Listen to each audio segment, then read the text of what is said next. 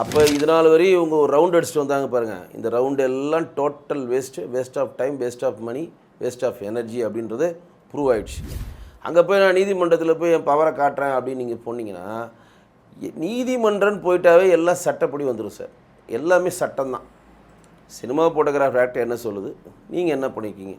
Cinema photograph act என்ன சொல்லுது, நீ 2 வருஷம் 3 வருஷம் முக்கி படம் எடுக்கிற, ஏன் ரிலீஸுக்கு 20 நாளில் கொண்டு வந்து சென்சார் போட்டு கொடுக்குற? ரிலீஸ் டேட் கொடுக்குறதுக்கு உங்களுக்கு யார் அனுமதி கொடுத்தது? நீங்கள் சென்சார் போர்ட் சர்டிஃபிகேட் வாங்கிட்டீங்களா? வாங்கலை. அப்புறம் எப்படி ரிலீஸ் டேட் கொடுத்தீங்க? அப்புறம் எடுத்து இந்த படத்தை விளம்பரம் பண்ணுறீங்க? அப்புறம் இந்த படத்தை அதர் லாங்குவேஜ் எப்படி நீங்கள் பண்ணுறீங்க? அப்படின்ற அடுக்கடுக்கான கேள்விகளுக்கு பதில் இல்லை.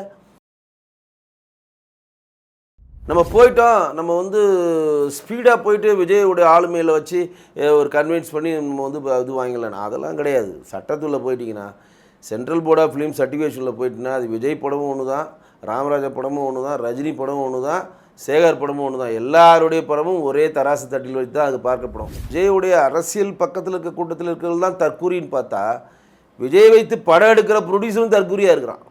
சாதாரண ஒரு 2 நாள் எக்ஸ்ட்ரா வெயிட் பண்ணியிருந்தாலும் நீ படம் ரிலீஸ் ஆகி ஓடி இருக்கும் சார். ரிவர்சிங் கமிட்டி போட்டாங்க சார், ரிவர்சிங் கமிட்டி பார்க்க நான் அனுமதிக்கிறேன்னு சொன்னால் 14 கட்டோட எக்ஸ்ட்ரா 2 கட்டோ 3 கட்டோ போட்டு நேரம் சர்டிஃபிகேட் வந்திருக்கும், படம் ரிலீஸ் ஆகிருக்கும், எந்த பிரச்சனையும் இல்லை.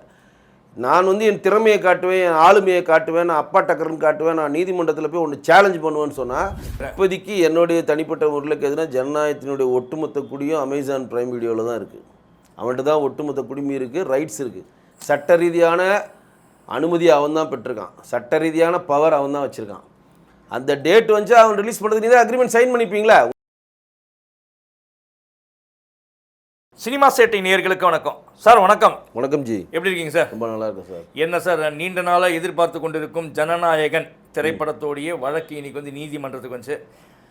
அங்கே நீதிபதியோட தீர்ப்பு பார்த்தீங்கன்னா எப்படி இருந்துச்சு நீங்களே சொல்லுங்கள் சார். பருத்தி மூட்டை குடோன்லேயே இருக்குன்னு சொல்லுவாங்களா ஒரு காமெடி சுந்தர்சி படத்தில், அதே மாதிரி வந்த இடத்துக்கே திருப்பி வந்துருச்சு.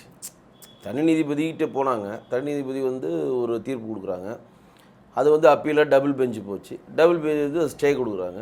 ஸ்டே ஆனோன்னா சுப்ரீம் கோர்ட் போனாங்க, அது ஓப்பன் பண்ணுங்கள், பொங்கல் வருது எங்களுக்குன்னு.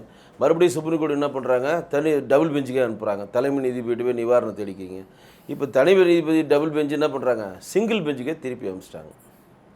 இப்போ என்ன தான் சொல்லியிருக்காங்க சார் சிங்கிள் பெஞ்சில்? சிங்கிள் பெஞ்சில் வந்து என்ன சொல்லிட்டாங்கன்னா, டபுள் பெஞ்சு தலைமை நீதிபதி இதை வந்து சிங்கிள் பெஞ்சு விசாரித்த திரு பிடி ஆஷா நீதியரசரே விசாரித்து இதற்கான நிவாரணத்தை கொடுக்கணும் அப்படின்னு சொல்லி தீர்ப்பை கொடுத்து முடிச்சிட்டாங்க. ஆனால் அதை வந்து ரொம்ப சீக்கிரம் பண்ணி கொடுத்தா நல்லதாக இருக்கும் அப்படின்னு மட்டும் ஒரு குறிப்பு கொடுத்துருக்காங்க. அப்போ இதனால் வரையும் இவங்க ஒரு ரவுண்ட் அடிச்சுட்டு வந்தாங்க பாருங்கள். இந்த ரவுண்டு எல்லாம் total waste of time, waste of money, waste of energy அப்படின்றது ப்ரூவ் ஆகிடுச்சு.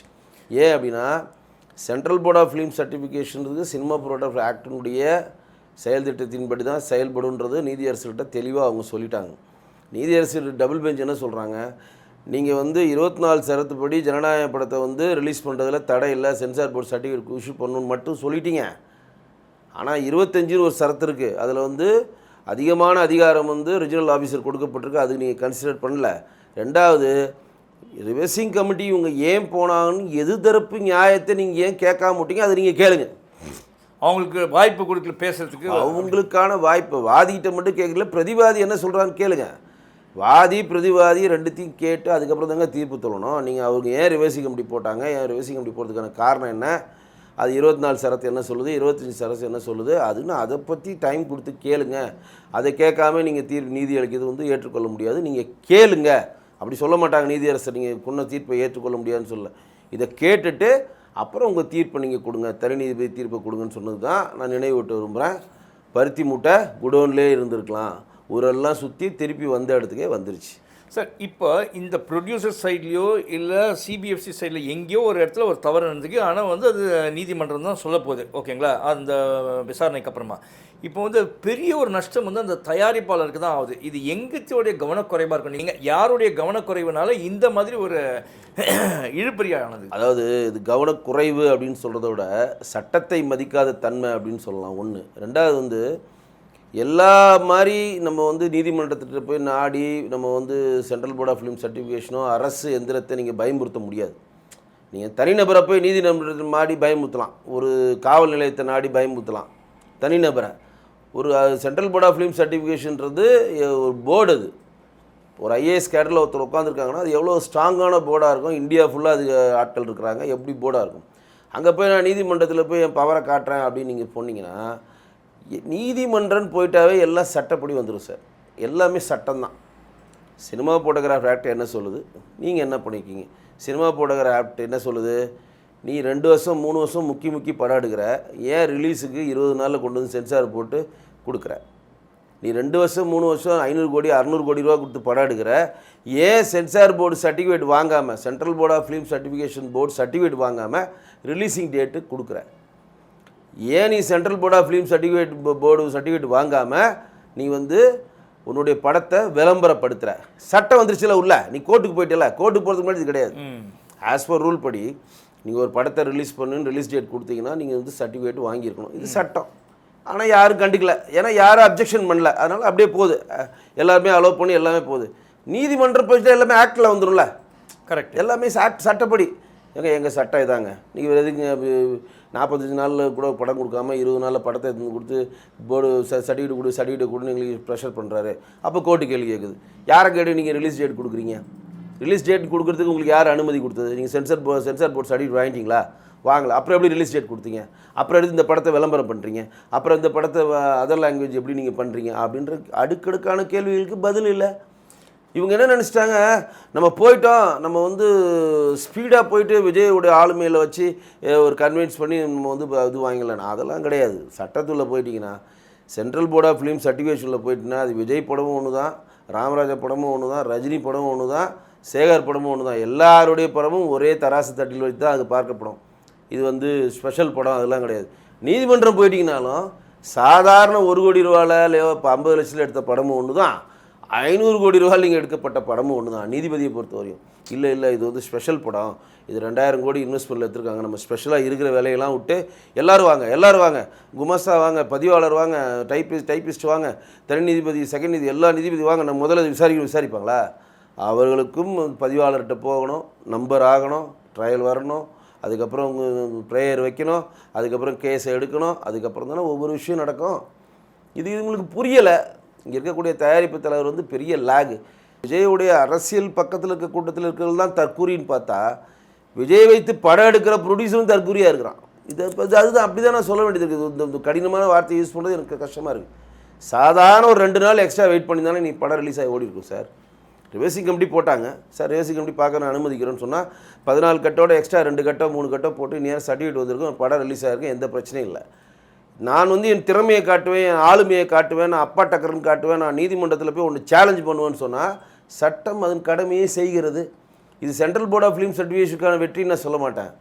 அவர்கள் தரப்பு நியாயத்தை முன்வைக்கிறாங்க, அவ்வளோதான். அது அந்த நியாயத்தை முன்வைக்கிறது நீங்கள் தள்ளப்படுறீங்க.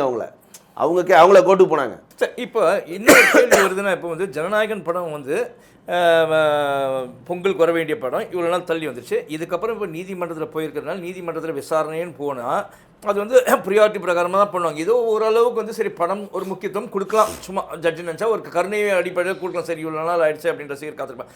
பட் வந்தால் அதுக்கான வியாபாரம் எப்படி இருக்கும் சார்? ஏன்னா பொங்கல் அந்த சமயத்தில் இருந்து அந்த வெக்கேஷன் 9ஆம் தேதி ரிலீஸ் ஆகிறதா இருந்துச்சு அந்த படம். அப்போ வந்து 9, 10, 11, 12, 13, 14, 15, 16 ஒரு 8 நாள் கிட்ட இருந்துச்சு உங்களுக்கு. 8லேருந்து 9 நாள் வரைக்கும் உங்களுக்கு வந்து இருந்ததுனால ஆடியன்ஸ் வரதுக்கான வாய்ப்பு இல்லை. பட் இப்போ வந்து எப்போ இப்போ தீர்ப்பே ஆகிட்டாலும் வந்தால் படம் வந்தால் அந்த அளவுக்கு வியாபாரம் எதிர்பார்த்த வியாபாரம் இருக்குமா? இது ஒரு விஷயம் தெளிவாக புரிஞ்சுக்கங்க. ஜனநாயக படக்குழு வந்து ரிவர்சிங் கமிட்டிக்கு போகக்கூடாதுன்னு சொல்லி சுப்ரீம் கோர்ட் போனதுக்கு ரீசன் என்னென்னா, இங்கே டபுள் பெஞ்சு கொடுத்த கேஸை உடச்சி குடியரசு தினத்துக்கு ரிலீஸ் பண்ணணும்னு நினச்சாங்க. குடியரசு தினமும் உங்களுக்கு நடுவில் மாட்டிச்சுல, உங்களுக்கு திங்கக்கிழமை மாட்டிச்சு. அப்போ சனி ஞாயிறு வெள்ளி சனி ஞாயிறு திங்கள் செவ்வாய் ஒரு 4 நாளில் ஒரு இது அடிக்கலான்னு சொல்லி நினச்சிட்டாங்க. இப்போ விஜயோடைய படங்கள் நீங்கள் பெரும்பாலான படங்கள் எடுங்க, நீங்கள் எல்லாருமே இங்கே வந்து விஜய் வந்து பெரிய வந்து வசூலை குவிக்கிற ஹீரோ, உலகமாக அப்பாட்டக்கிற ஹீரோன்னு சொல்கிறீங்க. எதனா ஒரு படத்தை விஜய் விடுமுறை தினம் இல்லாமல் நட்ட நடுவில் வெளியிட்டிருக்காருன்னு எதனா ஒரு படம் சொல்லுங்கள். பொங்கல் இல்லாமல், தீபாவளி இல்லாமல், ஆயுத பூஜை இல்லாமல், விநாயகர் சக்தி இல்லாமல், குடியரசு தினமும் இது மாதிரி இல்லாமல் எதனா ஒரு படம் ரிலீஸ் ஆயிருக்கான்னு எதனா ஒரு படம் சொல்லுங்கள். ஒரு படம் கூட ரிலீஸ் ஆகிருக்கு. பெரும்பாலான பெரிய ஆர்டிஸ்ட்டுங்க படங்கள் இந்த மாதிரி விசேஷம் ரைட்டா. ஆனால் ரஜினி படங்கள் நீங்கள் எடுத்து பாருங்கள். ரஜினி படம் என்றைக்கு ரிலீஸ் ஆகுதோ அன்றைக்கி தான் தீபாவளி. அதான் ரஜினியோட ப்ளஸ்ஸு. ரஜினி படம் என்னைக்கு ரிலீஸ் தீபாவளி ரஜினி படம் ரிலீஸ் ஆகணும் அவசியம் இல்லை. அது சில டைம் ரிலீஸ் ஆகலாம்.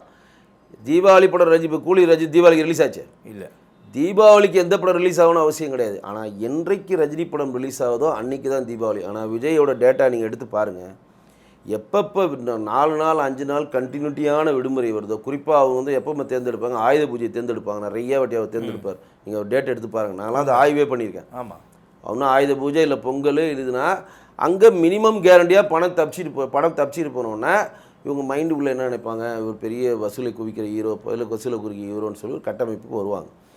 இப்போ இந்த படம் வந்து ஆறுன கஞ்சி ஆயிடுச்சு. அந்த ஃபோர்ஸு சினிமா எப்படியுமே ஆறுன கஞ்சியானே ஒன்றும் இருக்காது, உங்களுக்கே தெரியும். சினிமாவில் அந்த பூம் இருந்துச்சு. அந்த எலெக்ஷன் சம்மந்தமான ஒரு பூமு, கோர்ட்டு சம்மந்தமான ஒரு பூம்லாம் அப்படியே போச்சு. கோர்ட்டை அப்படியே தட்டி வச்சு அமைதியாக்குச்சு. இப்போ ஒன்றுமே இல்லாமல் சமமாக ஆயிடுச்சு.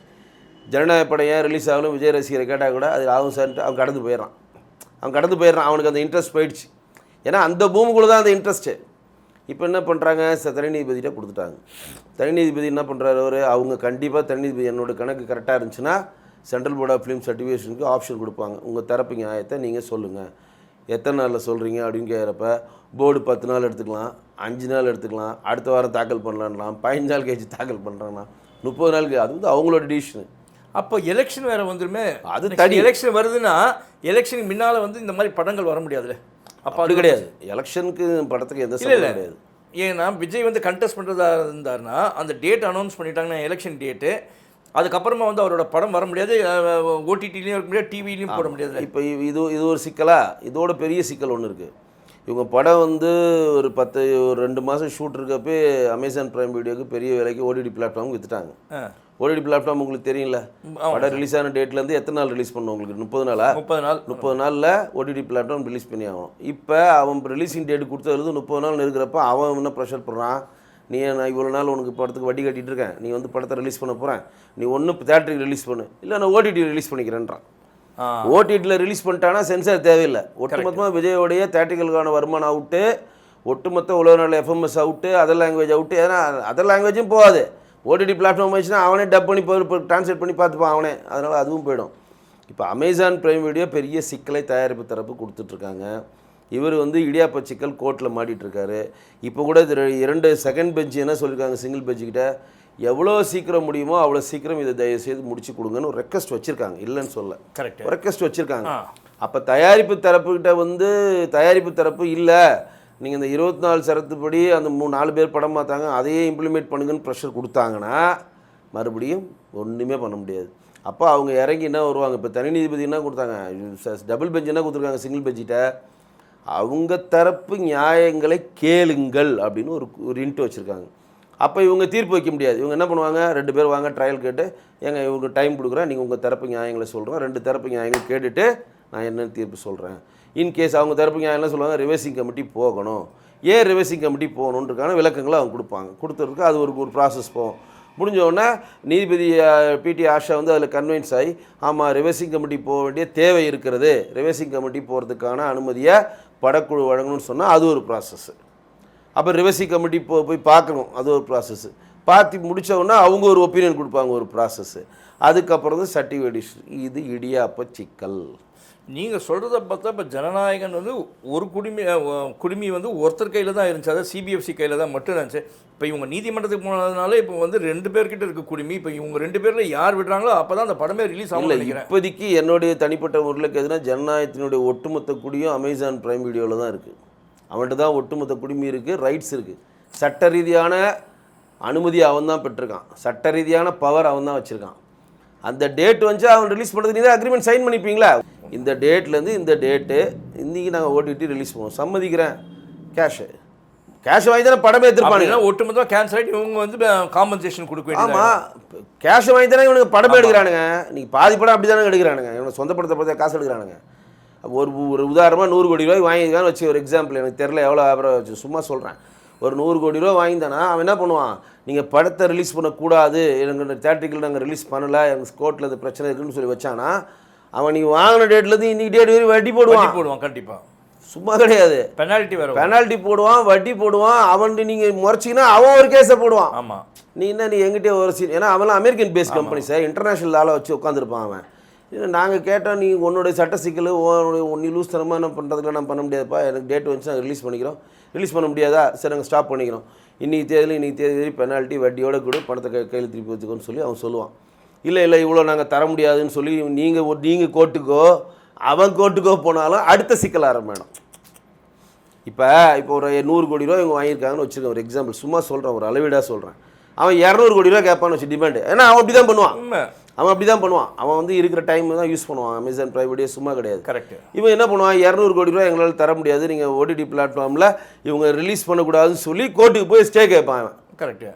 அவன் தரப்பு நியாயம் சொல்லுவான். இங்கே ஒரு ட்ராக்கு சென்சார் போர்ட் ட்ராக் போயிட்டுருக்கோம். எது தேட்டருக்கு ரிலீஸு போர்டில் சர்டிஃபிகேட் வாங்கிறதுக்கு ஒரு கேஸு, ஓடிடி பிளாட்ஃபார்மில் அவனுக்கு ஒரு கேஸுன்னு போகும். கரெக்டாக இந்த மாதிரி போனால் இந்த படம் குரங்கு கையில் கொடுத்த பூமாலை மாதிரி பிச்சு எரியப்படும். அவ்வளோதான் எனக்கு தெரிஞ்சு. ரொம்ப ஒரு ஈஸியான விஷயத்த எப்படி அவரை சுற்றி ஒரு அறகுறையான அரசியல்வாதிகள் கூட வைத்திருக்கிறார்களோ அதேமாரி இவரை சுற்றி ஒரு அறகுறையான சினிமா தொடர்பான ஆட்களையும் சினிமாவோட ப்ரொடியூசரையும் வைத்திருக்கூட விளைவு ஈஸியாக முடிய வேண்டிய வேலையை தன்னுடைய சீப் பப்ளிசிட்டிக்காக அந்த ப்ரொடியூசரை அதால பாலத்துக்கு விஜய் அவர்கள் தள்ளிவிட்டார். மீண்டும் விசாரிக்கக்கூடிய அந்த சிங்கிள் ஜட்ஜ் வந்து விசாரணையை விரைவில் முடித்து படம் வெளியாகினால் விஜய் ரசிகர்களையும் திருப்திப்படுத்தும், அதே சமயத்தில் சினிமா துறைக்கான வியாபாரமும் நன்றாக நடக்கும், அதே போல் அரசுக்கான வருமானத்தையும் ஈட்டி தரும் என்று ஒரு கோரிக்கையை வச்சுட்டு ஒரு உண்மையை சொல்லிவிட்டு ஜட்ஜ் அவர்கள் விரைவில் வெளியிடுவதற்கு வழிவகை செய்தால் மிக்க உதவியாக இருக்கும். அதாவது ரசிகர்களுக்கும் சினிமா துறை எல்லாத்துக்குமே நல்லா இருக்கும் அப்படின்னு சொல்லிட்டு உங்களிடமிருந்து விடைபெறுவது உங்களுடைய ஒற்றந்துறை. நன்றி, வணக்கம். நன்றி சார். நன்றி.